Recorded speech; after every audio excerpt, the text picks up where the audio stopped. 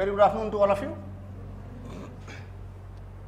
So today we are going to start our lecture on new public management, which is also known as Thatcherism and Rainism.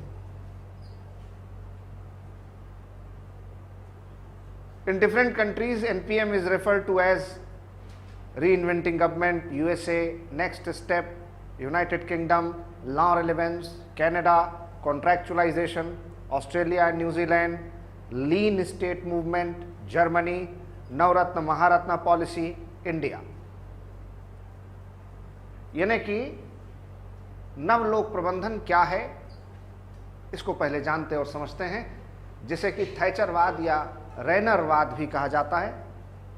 अलग अलग देशों में इसके अलग अलग नामों से व्याख्या की गई, जैसे कि अमेरिका में रीइन्वेंटिंग गवर्नमेंट या सरकार का पुनराविष्कार, ब्रिटेन यूनाइटेड किंगडम में next step, Canada law relevance, Australia व न्यूजीलैंड संविदाकरण या कॉन्ट्रैक्चुअलाइजेशन, जर्मनी लीन स्टेट मूवमेंट यानी कि राज्य के सरकार के आकार में कमी करना, डाउन साइजिंग द गवर्नमेंट, और भारत में नवरत्न महारत्न जैसी नीतियां जो लोक उद्यमों के लिए लाई गई।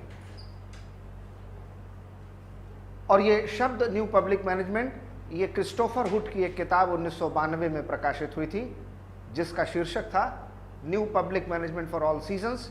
यहाँ से ये शब्द आ गया। So this terminology was coined in a book entitled as new public management for all seasons by Christopher Hood. अब प्रश्न ये उठता है कि न्यू पब्लिक मैनेजमेंट क्या है, क्यों इसकी ज़रूरत हुई और कैसे यह अस्तित्व में आया। What is the etymology, genesis and the reasons for which NPM came into existence। मैंने आपको बताया कि 1950, 60, 70 ये जो 3 दशक थे, ये दुनिया के लोक प्रशासन में राज्य हस्तक्षेप के स्वर्णिम युग माने जाते हैं, जब राज्य ने समाज और अर्थव्यवस्था के सभी क्षेत्रों को नियंत्रित करने, अपने एकाधिकार में लेने और अपना स्वामित्व स्थापित करने का प्रयास किया, जिसके कारण राज्य के आकार में भारी बढ़ोतरी होती गई। राज्य के खर्चे लगातार बढ़ते चले गए, लेकिन राज्य की अपनी ही राजकोषीय अदक्षताओं और अकुशलताओं ने राज्य को विफल कर दिया। तो सरकार के द्वारा चलने वाले अधिकतर उद्योग या तो घाटे में चले गए या बंद हो गए।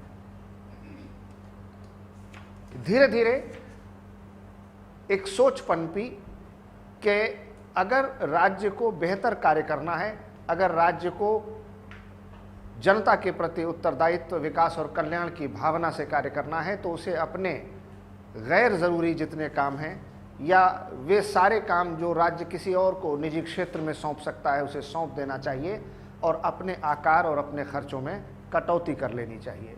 इसीलिए अपने आकार और अपने खर्चों में कटौती करना, अपने प्रशासनिक और वित्तीय दायित्वों में कमी लाना, इसकी वजह से इसे डाउन साइजिंग द स्टेट या लीन स्टेट मूवमेंट भी कहा गया।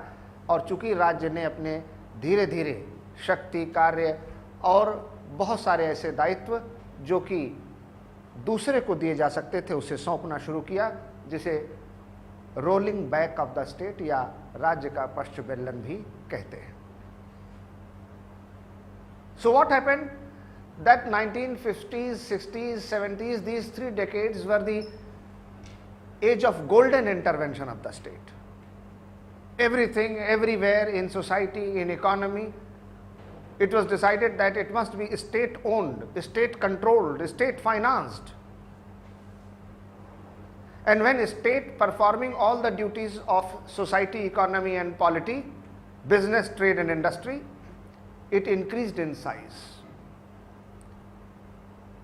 But that size, because that was sheer voluminous increase with no quality in it, it became so huge and heavy. It was so unprofessional. It was laden with so much of administrative and financial expenditure that state collapsed under its own weight. And most of the enterprises established by the government, either they went into losses or were shut down. So the fiscal incompetencies and unprofessional attitude and their own inefficient method and manner to perform, state was so much burdened under its own pressure that it was decided it is high time state should give off its certain responsibilities, state should transfer some of its functions, state should give back all those things which can be handed over to the private sector, and therefore state must reduce its size, that is lean state movement or downsizing, and state must reduce its functions and responsibilities, that is rolling back of the state. And hence in the different countries such approach was adopted, which gave rise to NPM, New Public Management.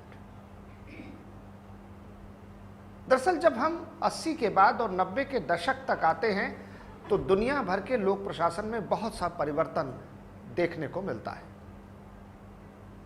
मिसाल के तौर पर कुछ ऐसी महत्वपूर्ण घटनाएं विश्व लोक प्रशासन के इतिहास में इन दशकों में हुई जिसने वर्तमान लोक प्रशासन और वर्तमान विश्व का भूगोल, इतिहास, चाल चरित्र और चेहरा सब बदल दिया। So there are certain landmark developments and events that took place during late 80s and early 90s which changed the world forever, which changed the public administration and the governance, the method and manner they used to run earlier. And such landmark events that changed the face of the world, that changed the method and manner of governance in the world, that changed the entire public administration in the world were: number one, disintegration of the ex-USSR, पूर्व Soviet संघ का विखंडन। Soviet संघ जो दुनिया की एक बड़ी महाशक्ति था, साम्यवादी विचारधारा पर चलने वाला एक ऐसा आर्थिक चिंतन का देश जो अमेरिका के बराबर उसकी तुलना में एक सबसे बड़ी शक्ति माना जाता था, और ये कहा जाता था कि दुनिया दो ध्रुवों में बटी हुई है, दो शक्तियों में बटी हुई है। एक जो लोकतांत्रिक पूंजीवाद की विचारधारा में विश्वास करने वाले देश हैं वो अमेरिका के नेतृत्व में, और दूसरे जो साम्यवादी राज्य समर्थित अर्थव्यवस्था के समर्थक देश हैं वो पूर्व सोवियत संघ के नेतृत्व में थे। दुनिया दो हिस्सों में बटी हुई थी। The world was divided into two broad camps, two poles, capitalist economy, democracy led by USA, socialistic communistic pattern of economy led by ex-USSR, union Soviet socialist Russia जिसको कहते थे, USSR, union Soviet of socialist Russia. क्या हुआ यहां पर? जो USSR के उस दौर में प्रेसिडेंट थे मिखाइल गोर्बाचेव, मिखाइल गोर्बाचेव ने ये महसूस किया कि अब वक्त आ गया है कि रूस के अर्थव्यवस्था, शासन प्रशासन और सरकार के तौर तरीक़ों में बदलाव किया जाए, और इसलिए उन्होंने एक बड़ा मशहूर नारा दिया जिसे कहते हैं glasnost and perestroika. Glasnost and perestroika. Glasnost और पेरेस्ट्रोइका रूसी भाषा के शब्द हैं। These are the words of the Russian origin. और ग्लासनोस्ट का मतलब होता है ओपेननेस, खुलापन।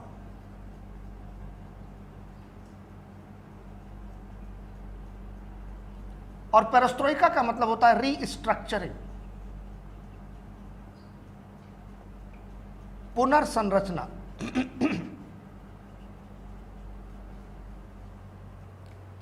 खुलापन यानी कि यह माना जाता था कि रूस की जो अर्थव्यवस्था है, समाज है, सरकार के काम करने का तौर तरीका है, शैली है, यह दुनिया को उतना ही पता चलता है जितना रूस की सरकार खुद बताना चाहती है। एक बार चर्चिल का एक बड़ा मशहूर कथन था जब उन्होंने कहा था, there is an iron curtain over Russia.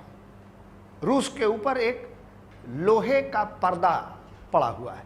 यानी जो रूस की सरकारी समाचार एजेंसियां थी, प्रावदा वगैरह, वो जो बताती थी, दुनिया को रूस के बारे में उतना पता चलता था।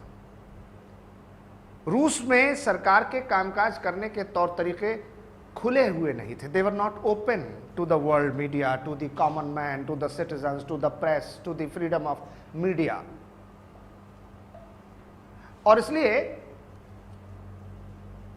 मिखाइल गोर्बाचोव ने कहा, glasnost, openness, let us open Russia for the whole world, for freedom of media, for everybody to know what is in Russia.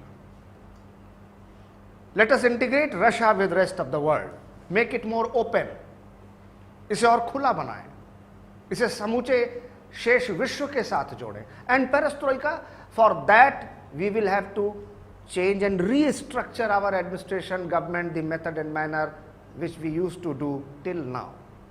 तो अब जिस तौर तरीके से काम हो रहा था, जिस व्यवस्था और जिस संरचना में सरकार, प्रशासन, लोक व्यवस्था चल रही थी, अब उसमें बदलाव करना पड़ेगा, उसमें परिवर्तन करना पड़ेगा। तो क्या करना पड़ेगा? रीस्ट्रक्चरिंग, पुनर्संरचना, पेरेस्ट्रोइका। लेकिन हुआ क्या कि इस ग्लासनोस्ट और पेरेस्ट्रोइका के चलते रूस टुकड़े टुकड़े बट गया, क्योंकि इस खुलेपन और पुनर्संरचना में वो शक्ति नहीं थी जो पूरे सोवियत रूस को बांध सकता था। और तब उनकी जगह पर बोरिस येल्त्सिन प्रेसिडेंट बने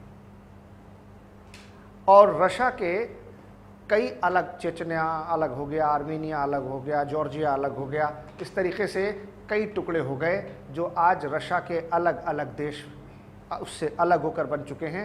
और ये कहलाते हैं CIS countries, Commonwealth of independent states.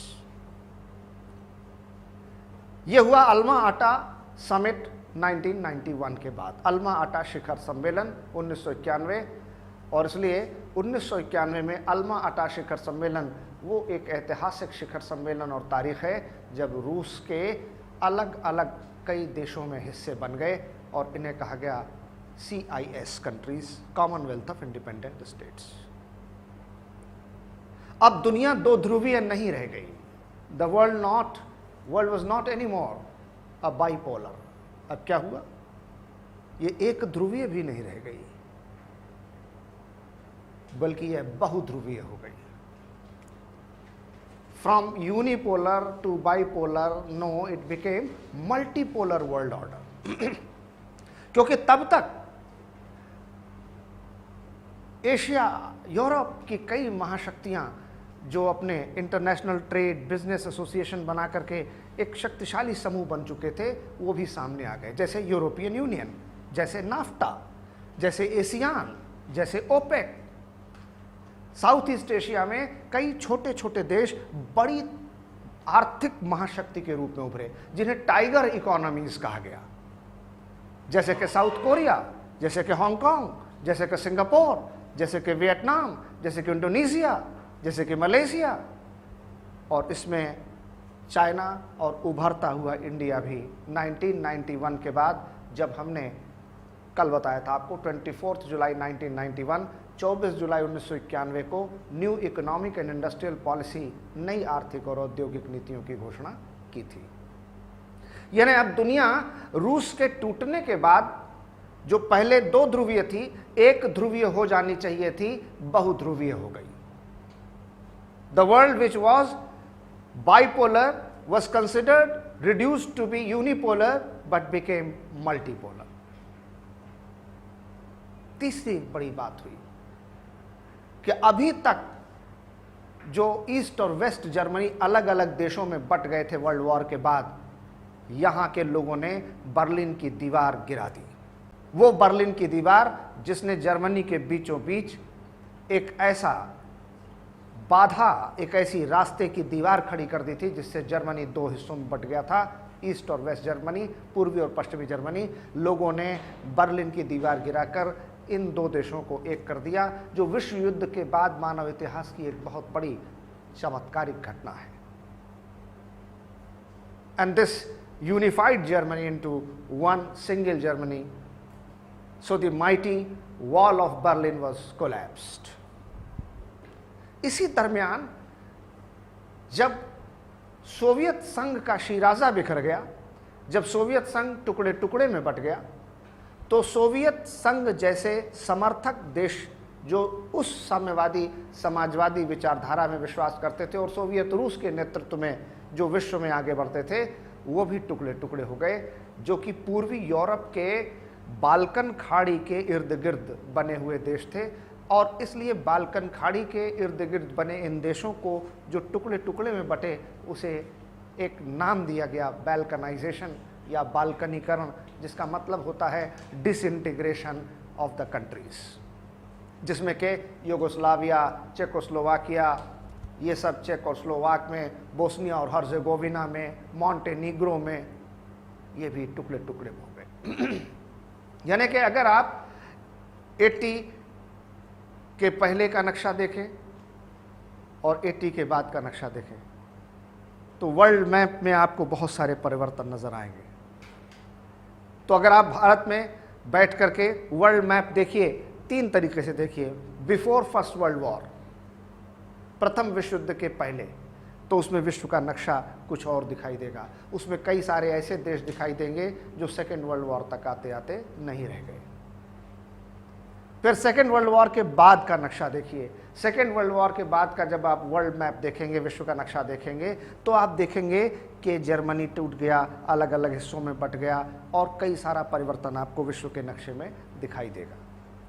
फिर जब आप 1990 के बाद विश्व का मानचित्र देखेंगे, तो आपको कुछ और नई चीज़ें दिखाई देंगी कि जो सोवियत रूस एक बड़ा हिस्सा था, यूरेशिया का एक बहुत बड़ी शक्तिशाली देश की शक्ति थी, वो कई नए देशों में बट गया, जर्मनी एक हो गया।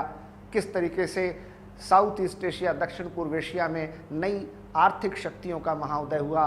हांगकांग, मकाऊ वगैरह एक ऐसे बड़े इकोनॉमिक सेंटर्स के रूप में उभरे। हांगकांग जो अभी तक ब्रिटेन के उपनिवेश नियंत्रण में था, वो चाइना के पास चला गया। दुनिया बदल रही थी, दुनिया का लोक प्रशासन बदल रहा था, दुनिया की सोच बदल रही थी। और 90 तक आते आते एक और भी बड़ी बात हुई, और वो बड़ी बात ये हुई कि सोवियत सेनाएं अफ़गानिस्तान से वापस जाने के लिए अपने देश लौट गईं। और तब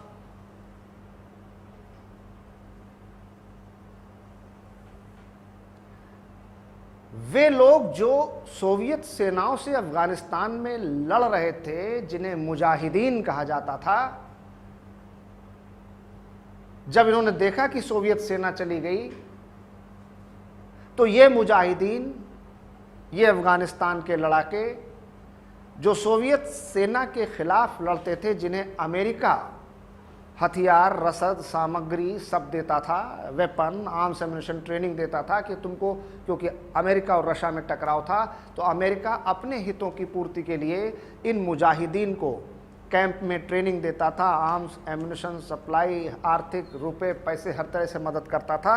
जब रशियन आर्मी वापस लौट गई, तो इन्होंने कहा कि अब लड़ने की तो कोई ज़रूरत नहीं है, तो अफ़गानिस्तान पर हम खुद अपना नियंत्रण कर लेते हैं, जो अमेरिका को बर्दाश्त नहीं हुआ।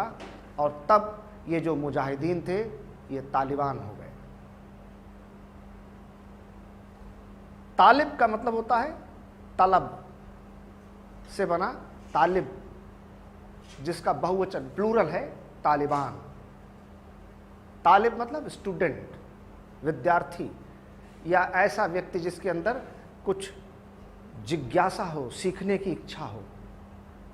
One who is aspiring for learning and education, उसे तालिब कहते हैं।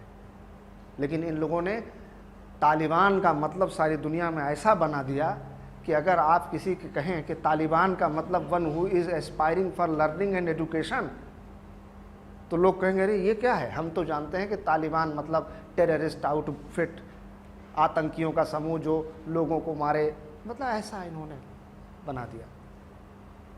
ये जो तालिबान पैदा हुए और फिर जो पूरे वेस्ट एशिया में टेररिज्म और ऐसे ऐसे तमाम ग्रुप बने, ये दरअसल अमेरिका की सरपरस्ती में बनाए गए थे। जब ये सब सारी दुनिया में हो रहा था, 80 के दशक के अंत और 90 के दशक के शुरुआत में, जब सारी दुनिया में देशों की सरकारें सोच रही थी कि हमें अपने खर्चों में कमी लानी है, हमें अपने आकार में कमी लानी है, हमें अपनी जिम्मेदारियों में कमी लानी है, और अगर हमें बेहतर शासन प्रशासन करना है तो जो अधिकार और काम हम निजी क्षेत्र को सौंप सकते हैं हमें सौंप देना चाहिए, हमें अपने खर्चों में कटौती करनी चाहिए, हमें अपने बचत को बढ़ाना चाहिए, हमें और अधिक लाभ और मुनाफा कमाना चाहिए, हमें प्राइवेट सेक्टर की तरह एफिशिएंसी, इकोनॉमी और इफेक्टिवनेस से काम करना चाहिए, हमें प्रॉफिट मोटिव और प्रॉफिट ओरिएंटेशन, प्रोफेशनलिज्म पर ध्यान देना चाहिए। तो हिंदुस्तान में बैलेंस ऑफ पेमेंट का क्राइसिस हो गया था, जिसे भुगतान संतुलन का संकट कहते हैं। और तब हमारे देश में प्रधानमंत्री चंद्रशेखर की सरकार ने bank of India, reserve bank of India में रखा गोल्ड डिपॉजिट, स्विस बैंक और बैंक ऑफ इंग्लैंड को मॉर्टगेज किया, गिरवी रखना पड़ा, और इस तरह से वहाँ पर हमको कुछ शर्तों पर कर्जा मिला, IMF ने दिया, और उन्हीं कर्ज़ों के लेने के लिए IMF और वर्ल्ड ऑर्गेनाइजेशंस ने हम पर कुछ दबाव डाले, जिसकी वजह से 24 अप्रैल 1991 को हमारे अर्थव्यवस्था और औद्योगिक नीति में बदलाव लाया गया and the new economic and industrial policy was presented. और इसी new economic and industrial policy में लिबरलाइजेशन, प्राइवेटाइजेशन, ग्लोबलाइजेशन, LPG, वैश्वीकरण, उदारीकरण, निजीकरण की शुरुआत हुई, और इसे ही राव मनमोहन मॉडल, क्योंकि उस समय प्राइम मिनिस्टर नरसिम्हा राव थे और finance minister doctor Manmohan Singh थे, और इसने हिंदुस्तान में एक first economic generational reforms introduce किए, आर्थिक पीढ़ी के नए और पहले सुधार, और न्यू पब्लिक मैनेजमेंट को सबसे पहले PSUs में नवरत्न और महारत्न पॉलिसी के रूप में लागू किया। इन्हीं सब बातों को देखने, समझने और जानने की ज़रूरत है।